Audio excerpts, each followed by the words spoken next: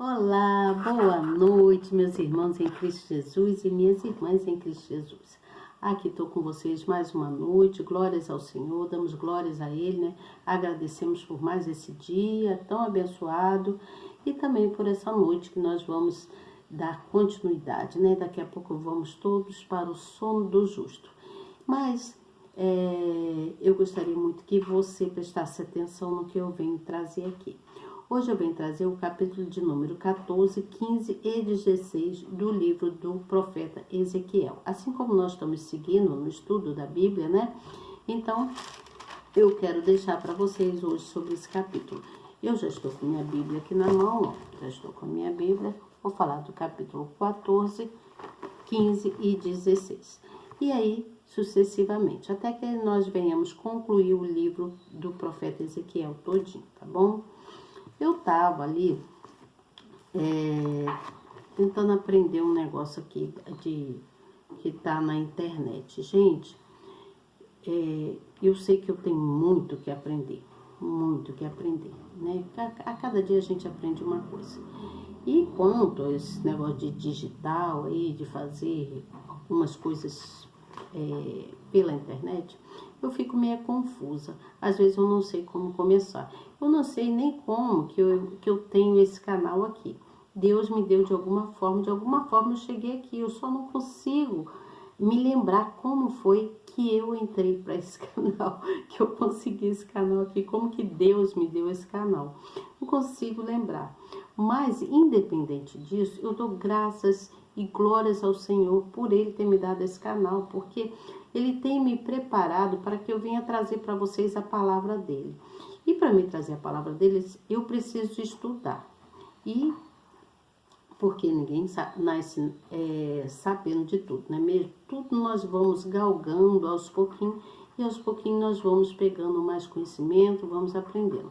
E aquilo que a gente aprende, a gente tem que passar para outras pessoas. A palavra de Deus diz que nós temos que ser semeadores bons, que a gente, quando nós semeamos coisas boas, nós obviamente vamos dar frutos bons. E eu venho aqui trazer para vocês a palavra amiga todas as noites, né? Eu venho trazer para vocês a palavra amiga. Então, gente, hoje eu estava tentando aprender aqui sobre um método, né? Que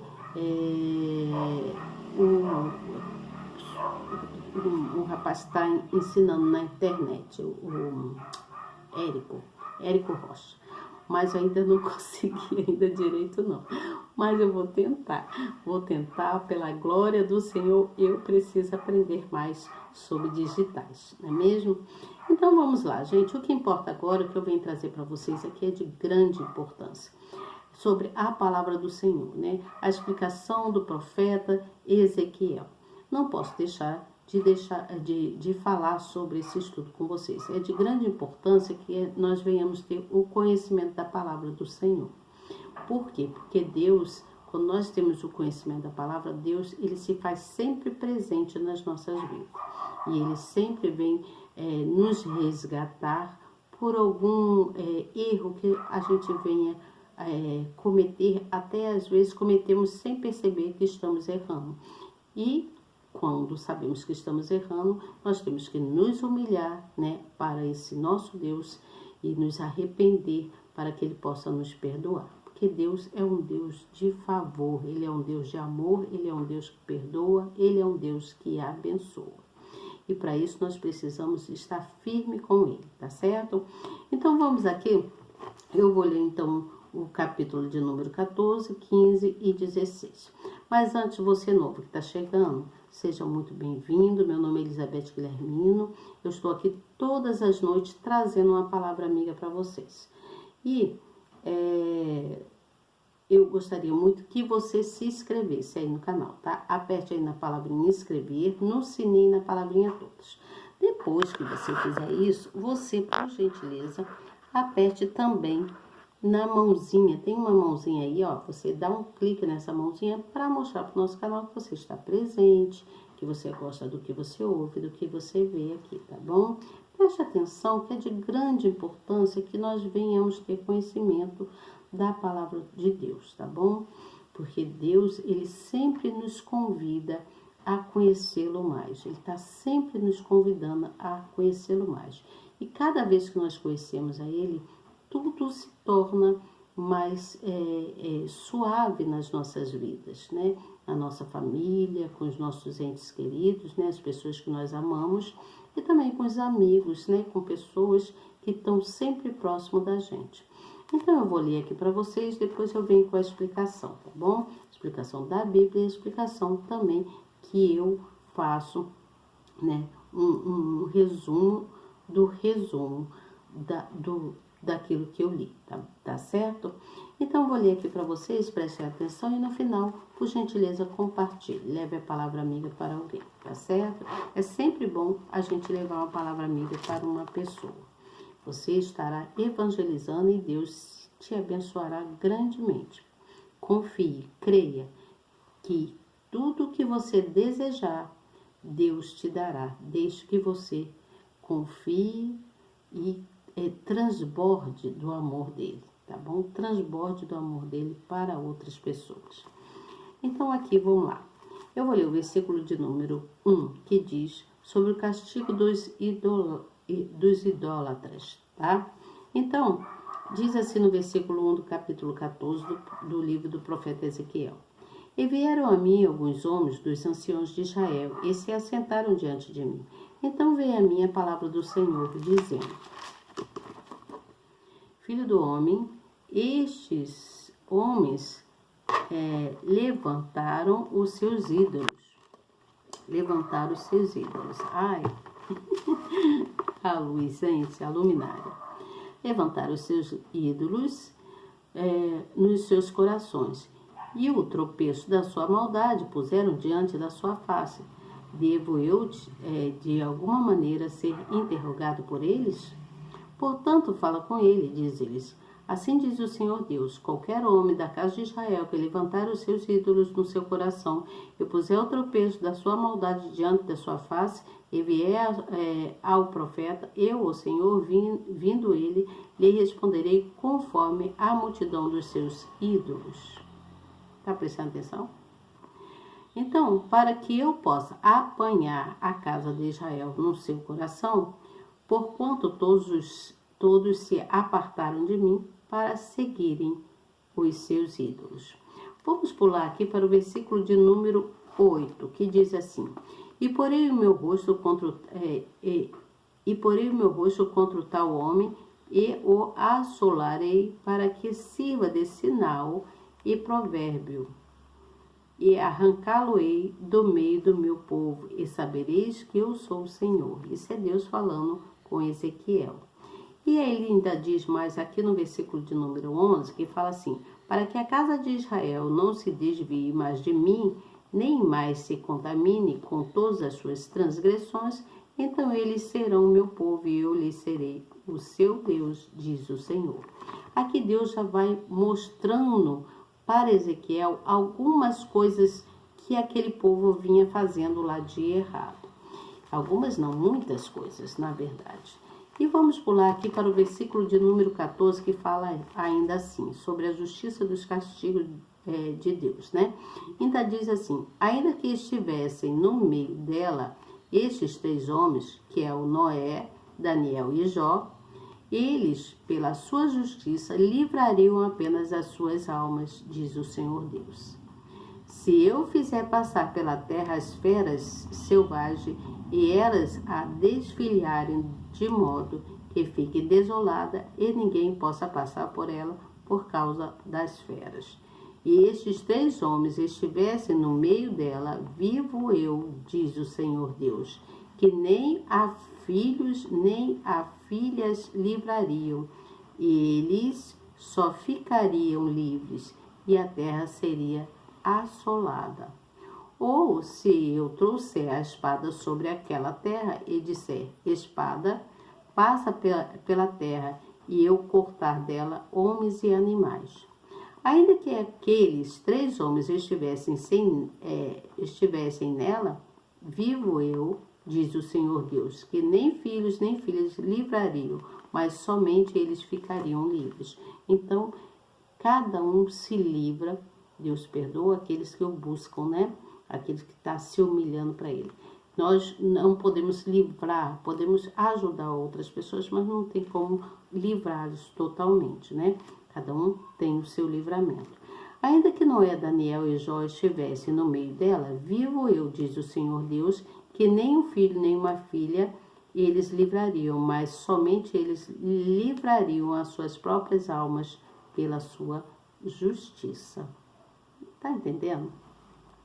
E aí vamos aqui ver aqui no versículo de número 23, que fala que, diz assim, e sereis consolados quando virdes o seu caminho e os seus feitos, e sabereis que não fiz sem razão tudo quanto nela tem feito, diz o Senhor Deus.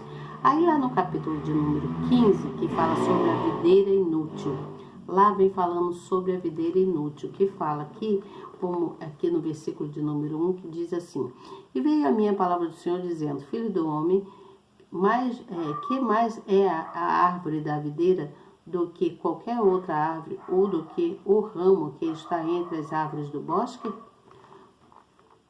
Toma-se dela madeira para fazer alguma obra? Ou toma-se dela alguma estaca para que se lhe pendure um vaso? Eis que é lançado no fogo para ser consumido. Ambas as suas extremidades consome o fogo, e o meio dela fica também queimado. Servirá, porventura, para alguma obra? Ora, se estando inteiro não servia para obra alguma, quanto menos sendo consumido pelo fogo e sendo queimado, se faria ainda obra dele? E aí Deus vai falando, né? E ainda diz assim, portanto assim diz o Senhor Deus, como a árvore da videira entre a árvore do bosque que tenho entre ao fogo para que seja consumido, assim entregarei os habitantes de Jerusalém. Eu porei a minha face contra eles, do fogo sairão, mas o fogo os consumirá. E sabereis que eu sou o Senhor quando tiver posto a minha face contra eles. E tornarei a terra em desolação, porquanto grandemente transgrediram, diz o Senhor. Então aqui Deus está falando sobre a transgressão, sobre os erros cometidos por aquele povo, né? E fala, ele dá como exemplo, né, a videira inútil. E aí fala sobre uma menina, lá no capítulo de número 16, ele fala que a menina torna-se uma prostituta. Ele vem falando sobre uma menina. E aí ele usa muitos exemplos. E ele diz assim, e veio a mim outra vez a palavra do Senhor dizendo, filho do homem, faz conhecer a Jerusalém as suas abominações. E diz, assim diz o Senhor Deus a Jerusalém, a tua origem e o teu nascimento procedem da terra dos cananeus. Teu pai era amorreu e tua mãe Eteia. E quanto ao teu nascimento, no dia em que nasceste, não te foi cortado o umbigo, nem foste lavada com água para te limpar, nem foste lavadas com água para te limpar, nem tampouco foste esfregada com sal, nem envolta em faixas. Aí diz mais assim aqui, deixa eu botar mais pra cá, porque aí a luz me ajuda a ler, já não tá. Quando se afasta um pouquinho, tenho dificuldade para ler. E aí diz assim, não se apiedou de ti olho algum, para te fazer alguma coisa disto, compadecendo-se de ti, antes foste lançada em pleno campo, pelo nojo da sua pessoa no dia em que nasceste. E diz mais ainda, e passando eu junto a ti, vi-te a revolver-te no teu sangue. E disse-te, ainda que estejas no teu sangue, vive sim, disse-te, ainda que esteja no teu sangue, vive. Eu te fiz multiplicar como o renovo do campo, e cresceste e te engrandeceste. E aí ele ainda diz mais assim, olha, deixa eu virar aqui a folha, Então, ele fala que cresceste e engrandeceste e chegaste à grande formosura, avultaram os seios e cresceu o teu cabelo, mas estavas nua e descoberta. Olha, ele está dando um exemplo aqui. Deus está exemplificando através de uma menina, mas ele está falando da cidade de Jerusalém. E passado eu junto a ti, vi-te, e eis que o teu tempo era tempo de amores, e estendi sobre ti a aba do meu manto, e cobri a tua nudez, e dei-te juramento, e entrei em aliança contigo, diz o Senhor Deus, e tu ficaste sendo minha.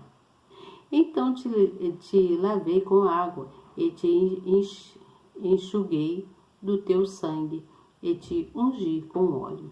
Vamos pular aqui para o versículo de número 15, que diz assim: mais confiante na sua formosura, e te corrompeste por causa da tua fama, e prostituíste a todo que passava para seres dele. E tomaste dos teus vestidos e fizestes lugares altos, pintados de diversas cores, e te prostituíste sobre eles, como nunca sucederá, nem sucederá.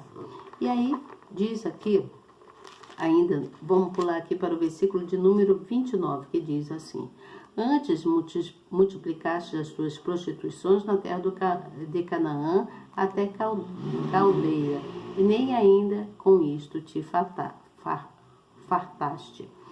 Pula para o versículo de número 33. E todas as meretrizes dão paga, mas tu dás os teus presentes a todos os teus amantes, e lhes dás presentes para que venham a ti de todas as partes pelas tuas prostituições. E aí no versículo de número 37 fala assim: portanto, eis que ajuntarei a todos os teus amantes com os quais te deleitaste, como também a todos os que amaste, com todos os que odiaste, e ajuntá-lo-ei contra ti em redor, e descobrirei a tua nudez diante deles, para que vejam toda a tua nudez. E julgar-te-ei como são julgadas as adúlteras e as que derramam sangue, e entregar-te-ei o sangue do furor e de ciúme. Que Deus, ele tinha ciúme dos seus, ele tem ciúme dos seus, tá certo? E aí, gente, ainda tem mais um pedacinho aqui que eu vou ler para vocês, do capítulo 16, que ainda diz assim, no versículo de número 44, fala assim: eis que todo o que usa de provérbio usará contra ti este provérbio, dizendo, tal mãe, tal filha. Né? Tal mãe, tal filho. Nós temos exemplo disso aí, né? Não tem as pessoas, porque os filhos seguem o exemplo dos pais. Então, muitas das vezes, tal mãe, tal filha, tal pai, tal filho, né? Então, diz mais assim no versículo número 47, todavia não andaste nos teus caminhos, nem fizeste conforme as suas abominações, mas como se isto fora muito pouco, ainda te corrompeste mais do que elas em todos os teus caminhos. Então, houve muita corrupção naquela época.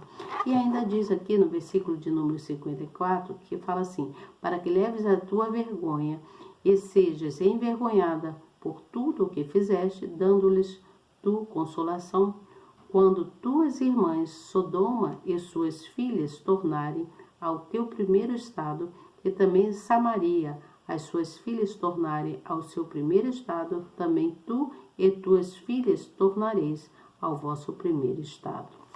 E ainda diz assim: nem mesmo Sodoma, tua irmã, foi mencionada pela tua boca no dia da tua soberba, antes que se descobrisse a tua maldade, como no tempo do desprezo das filhas da Síria e de todos os que estavam ao redor dela, as filhas dos filisteus que te desprezavam ao redor.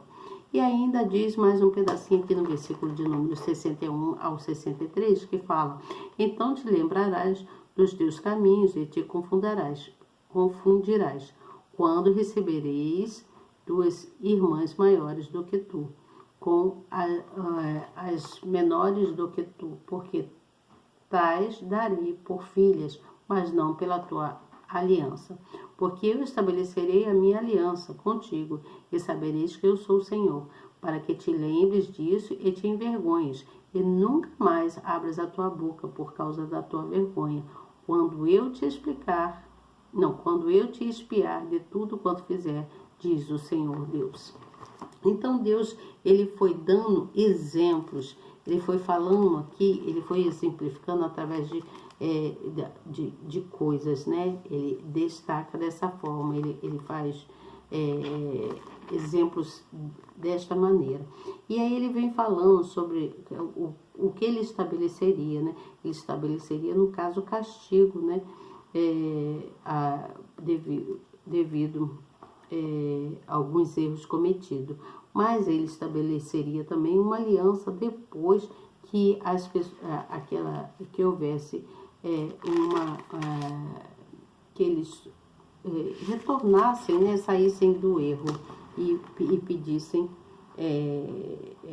que Deus o perdoasse.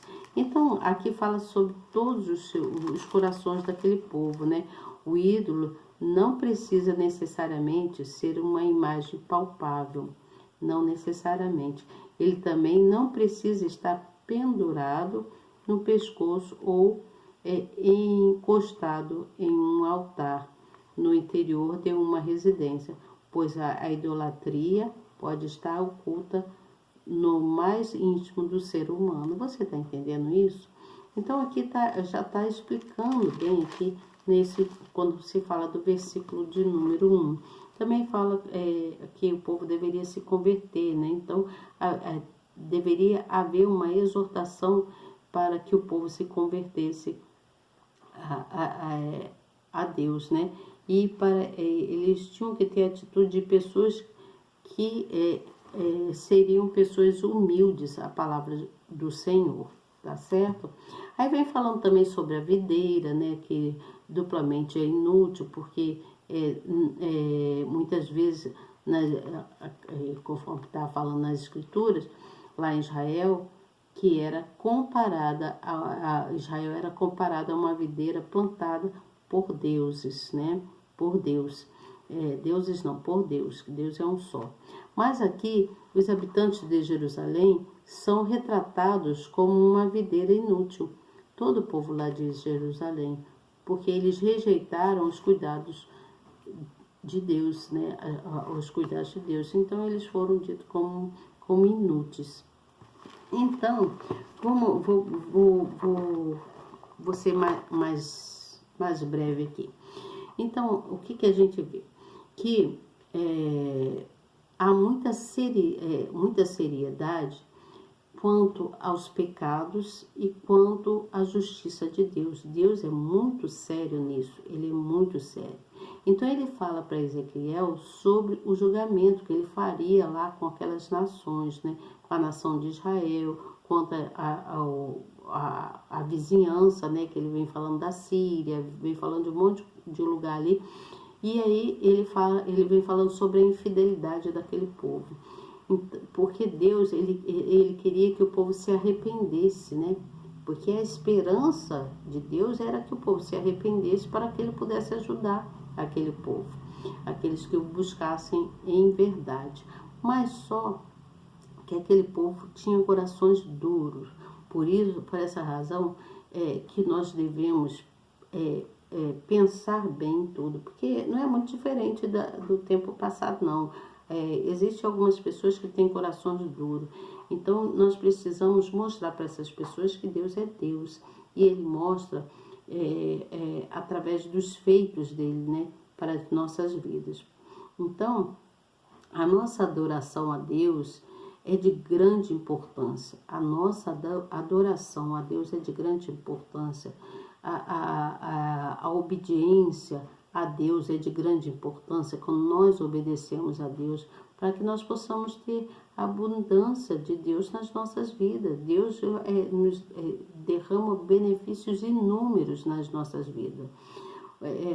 Por isso que Deus, Ele está sempre nos convidando ao arrependimento, Ele está sempre nos convidando para que a gente se humilhe para Ele, que a gente o busque, que a gente ore, né? Então, ele fez um convite lá para aquele povo lá da época lá de Jerusalém, para que eles se arrependessem, para que Ele pudesse ajudar. Mas sabe por quê?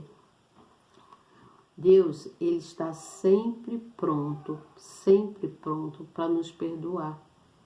E Deus queria perdoar aquele povo de Jerusalém. Ele está sempre pronto para nos perdoar, desde que haja em nós arrependimento. E o povo lá, o povo não estava nem aí para o arrependimento, para se humilhar diante do Senhor. E Deus, Ele espera que nós possamos produzir, né? Que nós possamos exaltar o nome dEle. Exaltar o nome dEle e que nós possamos derramar frutos, né? Falar dEle, né? Produzir frutos, como frutos espirituais, falando dEle.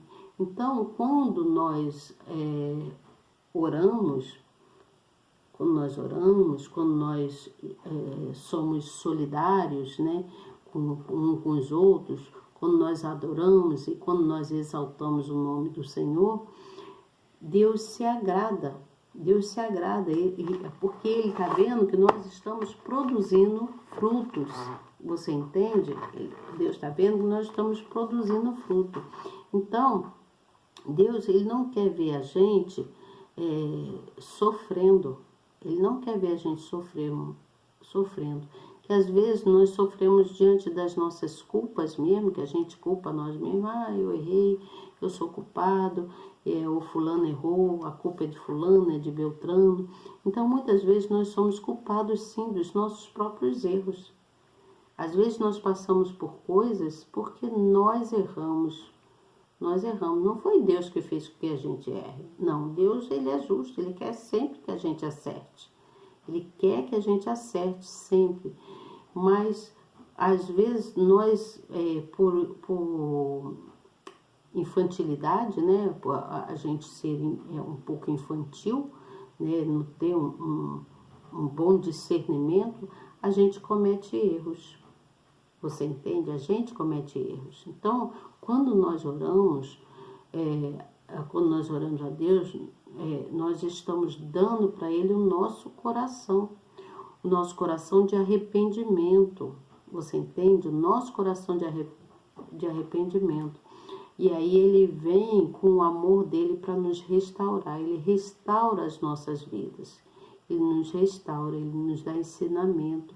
Quando nós agimos de sinceridade com Ele, né? Quando nós permanecemos firme, fiel a Ele, em comunhão com Ele, Ele traz para a gente a alegria e a felicidade. Você entende? Ele traz para a gente isso. Então, nós vemos que a verdadeira razão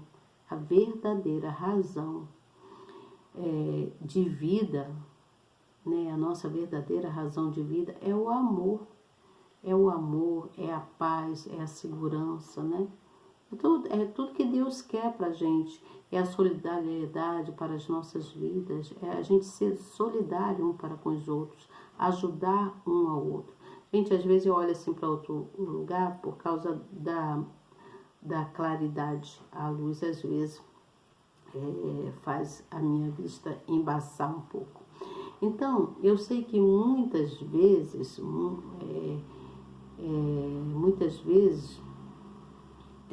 a gente falando assim, né, as pessoas não entendem, né? Elizabeth só sabe falar de que Deus restaura a gente, que Deus é amor, que Deus é isso, que Deus é aquilo, mas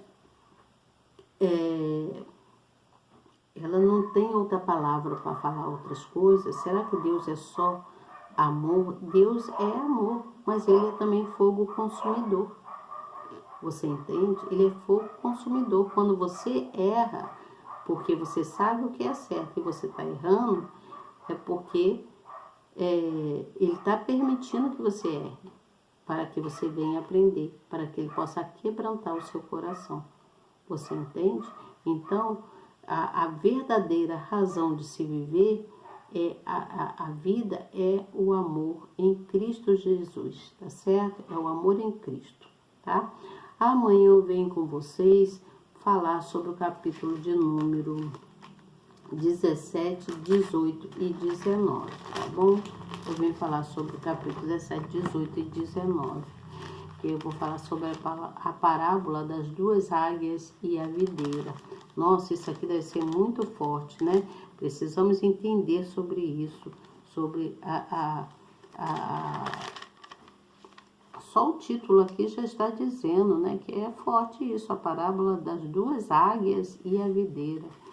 Então, deve ter, é de grande importância que a gente venha entender isso aqui. Eu vou estudar um pouco sobre esse capítulo e os demais que eu falei aqui para vocês, e aí eu venho trazer para vocês a explicação, tá bom? Espero que vocês estejam gostando, levem esse estudo para outras pessoas, convide outras pessoas para entrar no nosso canal. Eu, qualquer dia desse, eu vou fazer um trabalho bem especial aqui para vocês, que eu acho que vocês vão gostar. Mas, deixa eu me preparar primeiro, me acertar direitinho, que eu vou trazer esse trabalho especial para vocês.